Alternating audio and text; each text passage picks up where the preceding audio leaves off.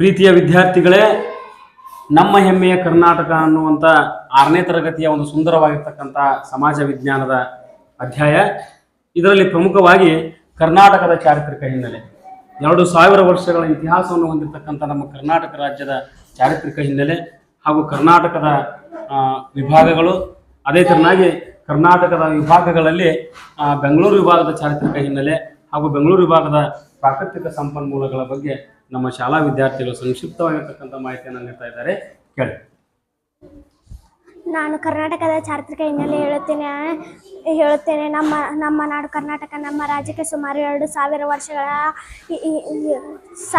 ವರ್ಷಗಳ ಚರಿತ್ರೆ ಇದೆ. ನಮ್ಮ ರಾಜ್ಯದ ಅನೇಕ ಭಾಗಗಳಲ್ಲಿ ಪ್ರಾಚೀನ ಶಿಲಾಯುಗದ ನೆಲೆಗಳಿವೆ. ಈ ಅಧ್ಯಾಯದಲ್ಲಿ ನಮ್ಮ ರಾಜ್ಯದ 4 ವಿಭಾಗಗಳಿವೆ ಮತ್ತು ಅವುಗಳ ವಿಶೇಷತೆಗಳ ಬಗ್ಗೆ ತಿಳಿದುಕೊಳ್ಳೋಣ. ಬ್ರಿಟಿಷರು ಆಡಳಿತದ ಕಾಲದಲ್ಲಿ ವಿವಿಧ ಜಿಲ್ಲೆಗಳು ರೂಪಿಸಲಾಗಿದೆ. ಅನೇಕ ಸಂದರ್ಭಗಳಲ್ಲಿ ಜಿಲ್ಲಾ ಕೇಂದ್ರವು ಬದಲಾಗಿವೆ ಮತ್ತು ಚಿಕ್ಕವಾಗಿವೆ ಮತ್ತು ವಿಶಾಲವಾಗಿವೆ. ನಮ್ಮ ರಾಜ್ಯದಲ್ಲಿ ಆಡಳಿತದ ಅನುಕೂಲಕ್ಕೆ 4 ಕಂದಾಯ ವಿಭಾಗಗಳನ್ನು ರೂಪಿಸಲಾಗಿದೆ. ಬೆಂಗಳೂರು ವಿಭಾಗ 9 ಜಿಲ್ಲೆಗಳು, ಮೈಸೂರು ವಿಭಾಗ 8 ಜಿಲ್ಲೆಗಳು, ಬೆಳಗಾವಿ ವಿಭಾಗ 7 ಜಿಲ್ಲೆಗಳು ಮತ್ತು ಕಲಬುರಗಿ ವಿಭಾಗ 7 ಜಿಲ್ಲೆಗಳು. ನಾನು ಬೆಂಗಳೂರು ವಿಭಾಗದ ಚಾರಿತ್ರಿಕ ಹಿನ್ನೆಲೆಯನ್ನು ಹೇಳುತ್ತೇನೆ. ಕರ್ನಾಟಕದಷ್ಟೇ ಪ್ರಾಚೀನ ಚಾರಿತ್ರಿಕ ಹಿನ್ನೆಲೆ ಬೆಂಗಳೂರು ವಿಭಾಗಕ್ಕಿದೆ. ಈ ಭಾಗವನ್ನು ಮೊದಲು ಆಳಿದ ಅರಸರೆಂದರೆ ಕೋಲಾಲಪುರವನ್ನು, ಈಗಿನ ಕೋಲಾರ ರಾಜನನ್ನಾಗಿ ಮಾಡಿಕೊಂಡಿದ್ದ ಗಂಗರ ಮನೆತನದ ಅರಸರು. ಅವರು ಆಳಿದ ಮೇಲೆ ಈ ಪ್ರದೇಶವು ಚೋಳರ, ಹೊಯ್ಸಳರ, ವಿಜಯನಗರ, ಮರಾಠರ, ಮೈಸೂರು ಒಡೆಯರು ಮತ್ತು ವಿಜಯಪುರದ ಆದಿಲ್ ಶಾಹಿ ಮನೆತನದ ಅರಸರ ಆಳ್ವಿಕೆಗಳಿಗೆ ವಿವಿಧ ಕಾಲಘಟ್ಟಗಳಲ್ಲಿ ಒಳಗಾಯಿತು.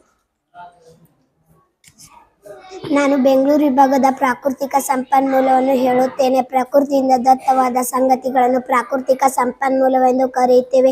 ನದಿ, ಕಾಡು, ಕಣಿವೆ, ಜಲಪಾತಗಳು, ಖನಿಜ, ಗಣಿಗಳು, ವನ್ಯಮೃಗಗಳು, ಮಣ್ಣು ಮುಂತಾದವೆಲ್ಲ ಪ್ರಕೃತಿಯು ನಮಗೆ ನೀಡುವ ಸಂಪತ್ತು. ಈ ವಿಭಾಗ ಉಷ್ಣವಲಯದ ಮಣ್ಣಿನ ವಾಯುಗುಣವನ್ನು ಹೊಂದಿದೆ. ಆದರೆ ವಿಭಾಗದ ಎಲ್ಲ ಜಿಲ್ಲೆಗಳಲ್ಲಿ ಏಕರೂಪ ಹವಾಮಾನವಿರುವುದಿಲ್ಲ.